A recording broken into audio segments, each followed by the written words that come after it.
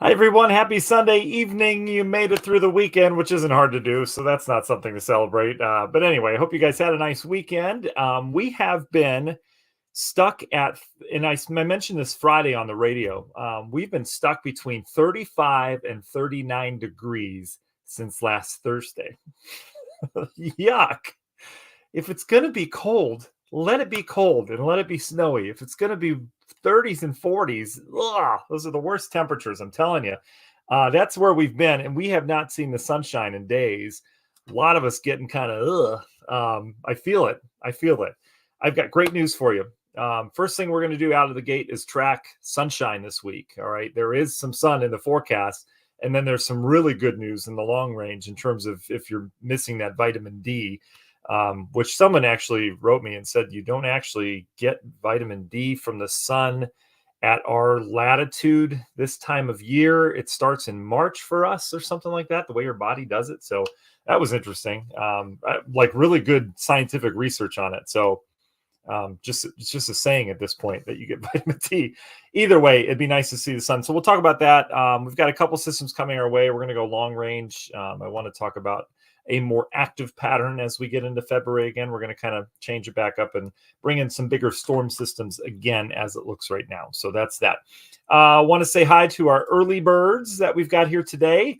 Mary on board. Hello, Mary. Jeff's with us. Danielle, hi to you. Hi, Linda. Hi, Wendy. Mark, good morning to you, sir. Stephen, thanks for joining us. Appreciate it. Susan, thanks for being with us as well. Derek, doing great, buddy. Hope you're doing well on our YouTube channel there. Phoebe, hello. Appreciate you joining us here on the Sunday evening. Angel's with us. Mary said the sun came out for 5 minutes this afternoon. Mary, you were a lucky one. Linda's happy for sunshine, and Heather says it has been so wet and soggy. You got it, Heather.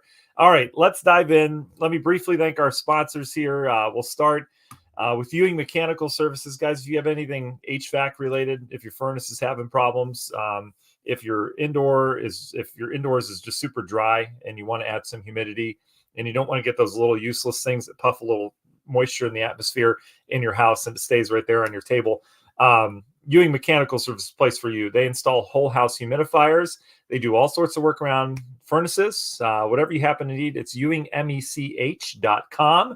They're wonderful. Grieger's Chrysler Dodge Jeep Ram. If you guys are looking for a new Jeep, they've got all sorts of Jeeps on the lot. Four-wheel drive, anything you can possibly imagine. Family-owned business. They're great. Grieger's Chrysler Dodge Jeep Ram. US 30 in Valparaiso. Up above that, we've got St. Jude House. That's our nonprofit. I just have to thank them, and I think we all should thank them for the wonderful work they're doing. There's a lot of not fun topics, right? And they address the topic of domestic violence in Northwest Indiana. And all of their services, this is so key, all of their services are free. They don't cost anyone anything, absolutely free. They're wonderful. It's a nonprofit around domestic violence. And what they have is a mobile advocacy program where they'll go out if someone's dealing with it. There's like 1 in 7 women have dealt with domestic violence, or 1 in 4 women, 1 in 7 men. That's a lot, you guys. I mean, some of us are probably going through that. And it's not always what we think. It could be financial or verbal. Anyway, if you're going through that, or you know someone that is, they'll meet you wherever you need to meet. They'll ask you what you need. They'll get you the help you need. They'll get you out of a bad situation. They're wonderful. It's stjudehouse.org for more information. PSA, that's our public service adjusters. They're local, licensed, insured. They're fantastic, and I mean it. Check out their reviews on their website and on Google, which they don't control, right? It's all 5-star reviews. People rave about them. If you have pipes or something that bursts in the cold weather, if you're doing some kind of insurance claim on your property or your house, before you call your insurance company, call them or go to their website, publicserviceadjusting.com. Again, it's all local to Northwest Indiana. They're licensed, insured. They keep adding staff because they're so popular now. They're just awesome. But they will handle everything with your insurance claim. You don't have to do any of it. They'll talk to your insurance company. They'll handle the repairs. They'll do everything. So you don't have to worry about the damage or whatever it happens to be. They'll take care of it for you, and they'll get you the money you deserve for that, because a lot of times your insurance company doesn't do that. Publicserviceadjusting.com, place to go. Finally, last but not least, our favorite Northwest Indiana plumbers. You can now schedule online. You can schedule on your mobile phone. It's awesome. It's tigerplumbing.net. You can see what plumber you have coming. They come for free, which I think is awesome. I just got charged. We had to get some work done on the house over the weekend. Something wasn't working. And they charged me $150 to come out, which, I get it. I mean, they don't want to waste gas and stuff like that, but I couldn't get around that. And Tiger Plumbing comes out for free, which is great to analyze any plumbing problem you have, and they'll fix it. If you want a new sink installed, they'll do that too, whatever it happens to be. TigerPlumbing.net is the place to go. Okay. All right, let's jump into the forecast. What you're looking at here, I wanted to start with cloud cover because we're all sick of it, right? 'Tis the season. The white on this map are clouds. The bluish color you see, those are clear skies. Okay. We're just jumping in and we're just going to get into it. We're going to see some sunshine tomorrow. Okay. It's going to take its time. I think we start cloudy tomorrow, then we'll see sun. And if you didn't hear me say this on the radio, or I think I did put it in the post on Friday. The entire East, remember all the fog we had, right? I have never seen such widespread dense fog advisories. They went from the Dakotas to Louisiana. They went from Colorado to Pennsylvania. It was huge. It was like 1,400 miles one way, 1,200 miles the other way. Just an amazing, expansive area of fog. And it was all courtesy of the warm air. A couple of you private messaged us and asked about why are we seeing all this fog and low clouds. That's what happened when we had a low pressure down to the south and we were pumping in warm, humid air over our frozen tundra.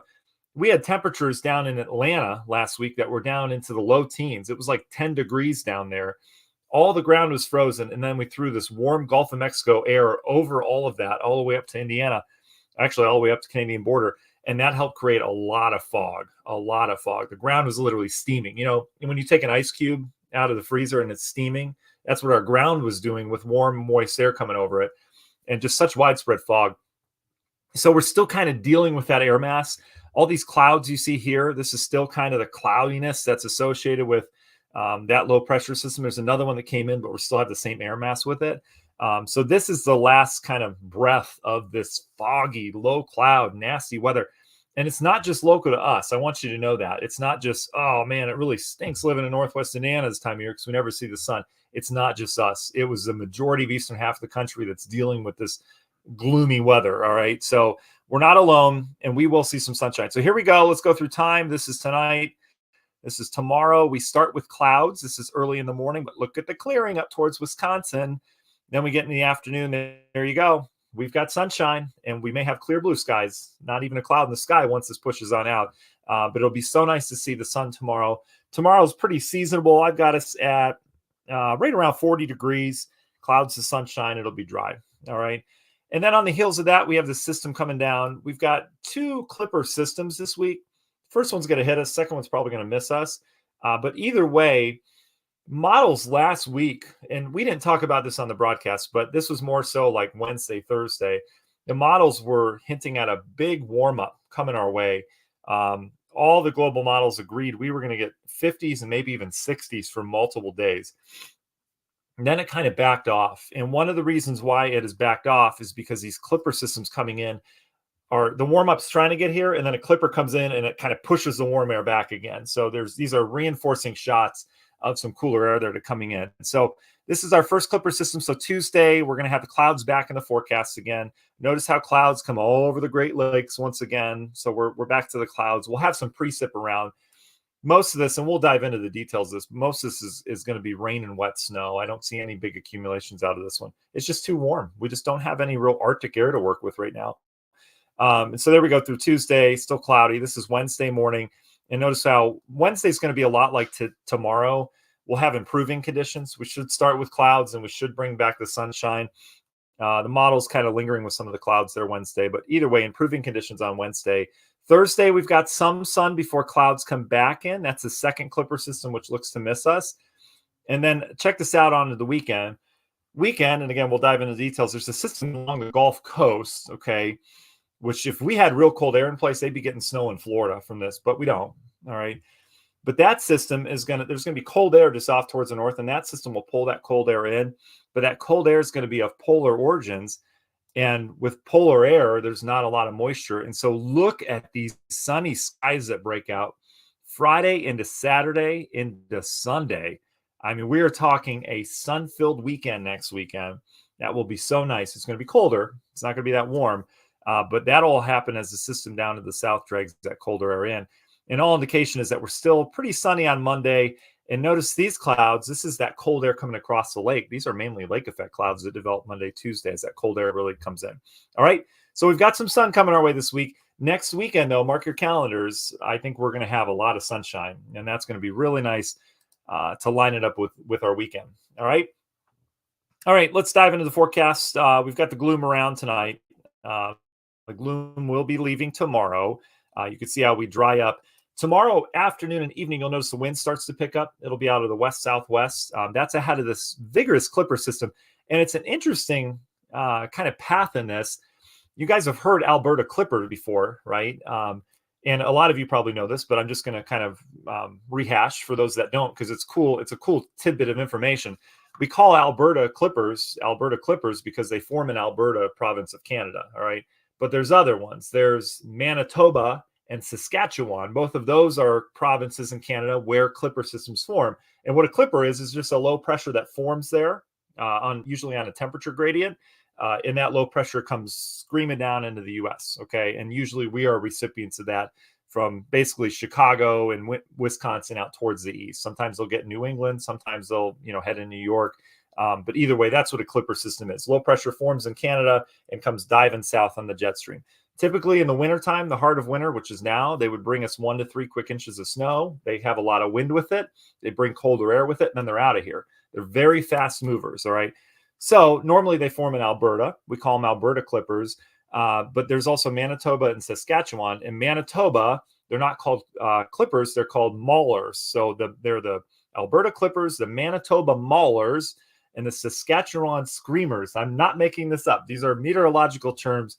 You've probably heard that before. A lot of you know that, but those that don't, this is legit information. And so this one, I believe, is a Manitoba Mauler that's coming in. It sounds awful. I don't know why they picked those words, but you remember them. So we've got a Manitoba Mauler coming in on Monday. So that's a lot of M's, but there's that. And so what you'll notice tomorrow is winds will start to pick up as this low pressure starts to move in. All right. So that's it. That's the only weather concern tomorrow. We'll have sunshine. Clouds will fill in very late in the day. And tomorrow night, we're dealing with clouds. Here's the system. Looks impressive, right? I mean, this is a weird position for a low pressure. It's coming across Lake Superior, coming south. That's so odd, right? And this is because it formed in Manitoba. If it was Alberta, it would come more at us from the northwest, but because Manitoba's further east, this thing's coming in a little bit further east as well. So for us, wind will pick up. The HRRR model keeps us mainly rain. The NAM nests and the NAM have mainly snow with this. I would tend to side with the HRRR, although remember how awful the HRRR was with our freezing rain last week. Remember, it was saying ice storm galore, and the other models weren't quite as crazy as that. I'm glad we didn't go with the crazy HRRR, but either way, I kind of side with the HRRR on this. So what we'll see is Monday night, we'll quickly see some showers develop. They may mix with some wet snow from time to time. I'm not expecting a big deal out of this. The system will move by. It will have pretty windy day on Tuesday with some rain mixed with wet snow at times. And then the system's out of here. But you can see it's a pretty impressive low. And on this leading edge, there's going to be a burst of heavy snow that develops in Michigan and Ohio out ahead of it. But here for us in Northwest Indiana, it's not going to be too big of a deal. Okay, a little wind, little rain, and wet snow. That'll be out of here by Tuesday. So it kind of moves in Monday night. It'll be with us on Tuesday, out of here by Tuesday night. Okay, that's where we go with that. So here it is on the global model. I'm going big picture now. There's that system on the Euro. It's not a big system, but you can see where it kind of comes from. And then here's our second clipper. This is Wednesday and a Thursday, so we go quiet for a little bit, and we'll start to warm up a little bit again into the 40s, I think, on Wednesday. Here's our second clipper. It misses us, heads more towards New England. But that system's key because what it will do, this sets us up for our sunny weekend. This brings down cold air. You see these blue lines here? You can kind of make them out here. This brings down a chunk of cooler air. So we'll turn cooler later this week. And then this big mess out west, this is a system that kind of moves along the Gulf of Mexico. So watch this Gulf system. This looks weird to me. We're cooler, right? Saturday. And watch this Gulf system comes out of Texas. This is Saturday morning. It's in Texas. And watch how fast this thing expands out towards the east. It's in Florida 2 days later. I mean, but it's like flying. It just looks weird to me. So that tells me like maybe the modeling doesn't quite get it. As a meteorologist, one of our jobs is to kind of look at the models and say, that doesn't look right, or that doesn't look how a storm system would develop. So something's off with that. But either way, what this system will do, there is going to be a general low pressure somewhere in the deep south. And what that will do is that heads up, takes this cold air, which is up in here, and it pulls it down. So it's literally pulling it down on the backside of that low. That brings us our sunshine, but that also brings colder air. And eventually, remember Tuesday, we're tracking lake effect clouds next week. And notice we've got lake effect snow that's already developing with the cold air coming across the lake. So there's not really a system as it looks right now that will trigger the lake snow. It's more so just cold air being pulled down from a system that's 800 miles away. Kind of weird. And then as we go long term, notice how, now we're starting to play with some bigger systems out towards the west. Things do look to get more active again after that first week in February. So we're talking second week of February. We're likely to have some bigger storm systems around. Whether we're rain, whether we're snow on that still remains to be seen, but it does look like we're going to have more active weather in terms of bigger systems. Right now, we don't have any big systems this week, just kind of little systems here and there. Okay. Last thing I want to show you guys, and then we'll answer your questions for you. A lot easier forecast than what we've dealt with the last month and a half, right? This goes out through March 1st, okay? This is a product that I just like to look at for trends, just to see kind of what it's thinking. It's called the CFS. This is version 2 if you're tracking along at home. This just shows air masses. So all the white up here, this is the bitter cold Arctic air. And then yellows and oranges, that's your warmer air, okay? And you can see storm systems spin up. I just wanted to look at February to see, is this thing colder? Is it showing cold? Is it showing warm? Do we have spring? Do we have an early spring?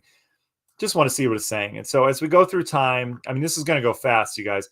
Here's our colder air that comes in here, right here. See this little chunk?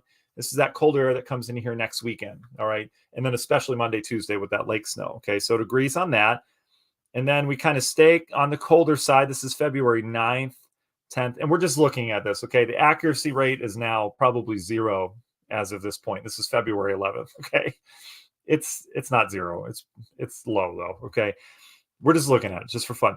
This is February 11th now. Here's 12th, 13th, a shot of cold air mid-month, okay? It shows, probably January cold. That looks pretty cold. Another shot of cold comes in here. The 21st, it says, and then another shot of cold the 24th, and another shot of cold the 27th, and then maybe a little moderation, but another shot of cold coming our way on March 1st. The reason why I show this is because I just want you to know we're not done with winter yet. All right. And I know most of us know that, but it's showing up in the modeling that we're not done with these cold shots of air. All right. As well, we shouldn't be. February can produce some big snowstorms. Okay.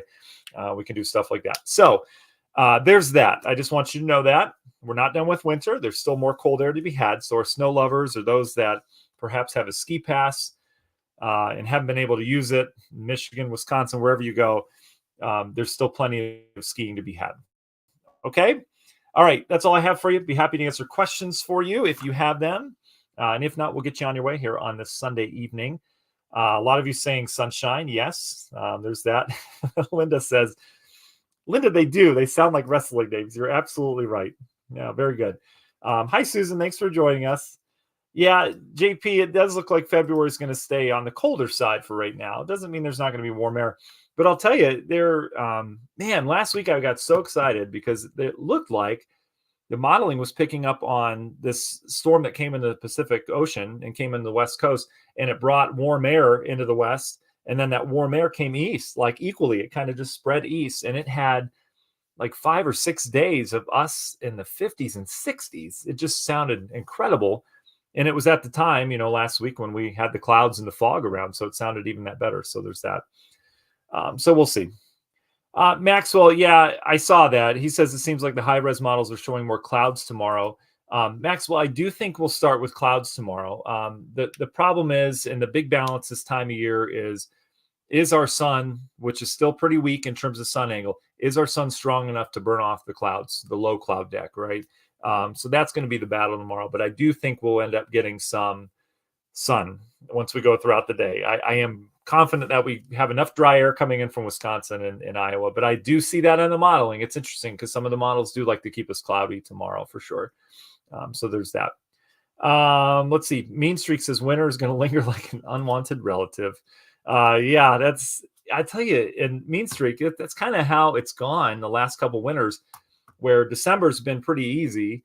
January is when we start to actually feel winter for the first time, but it seems like it's lingering later into the spring. I feel like everything's kind of shifted a month. And we've talked about that in previous broadcasts, but I mean, we've had Aprils and even Mays around here where we're still talking snow and we're ready for spring, So we'll see what happens this year. Boy, I hope it doesn't happen. I know we didn't have much of a winter, but spring is sounding really nice right now. So there's that.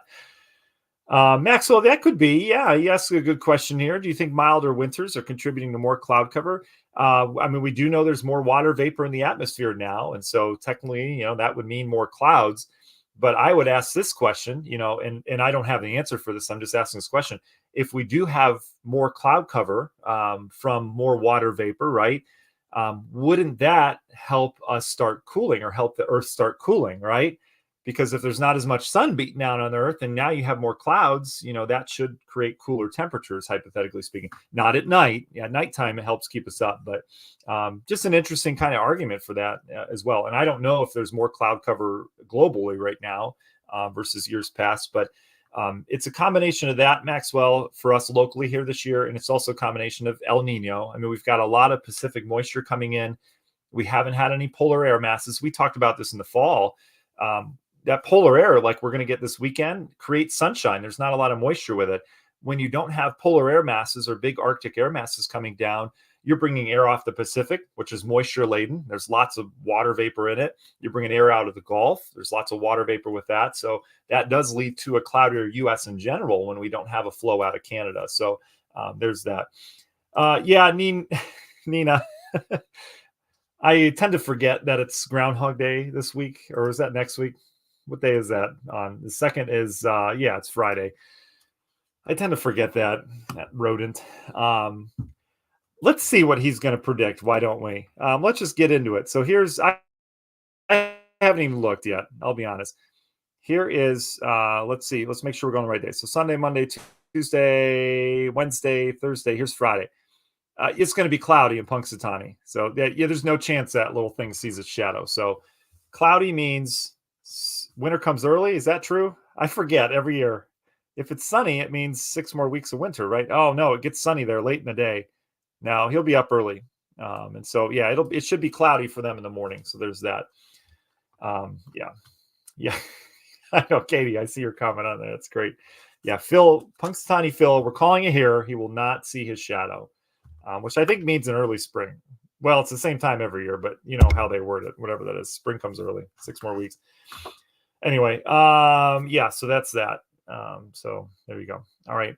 I don't see any other questions. Maxwell says at least the sun is setting later now. Yeah, we're gaining some daylight, which is good. I think a minute and a half a day, something like that. So there's good things happening. We'll get out of this eventually. But the good news, and again, summary of this is, we're going to see some sunshine returning. So there's that. And I'm excited. I'm sure you guys are too. And we'll get through. We've got, again, that system moving in Monday night into Tuesday, rain and wet snow with it. It'll just be kind of nuisance as you're out and about. I don't anticipate any big problems from that. Then we'll dry out and we'll talk about some sunshine next weekend, which will be really nice despite temperatures that don't go up a whole lot. Okay. All right, guys, have a wonderful Sunday evening. Have a good start to your work week. Phoebe, you're welcome. Glad you enjoyed the info on the Clippers. Diane, thank you as well. Susan, you have a great night. Mary, you too. Guys, have a wonderful Sunday evening. We'll talk to you again this week. Okay. All right. Thanks again.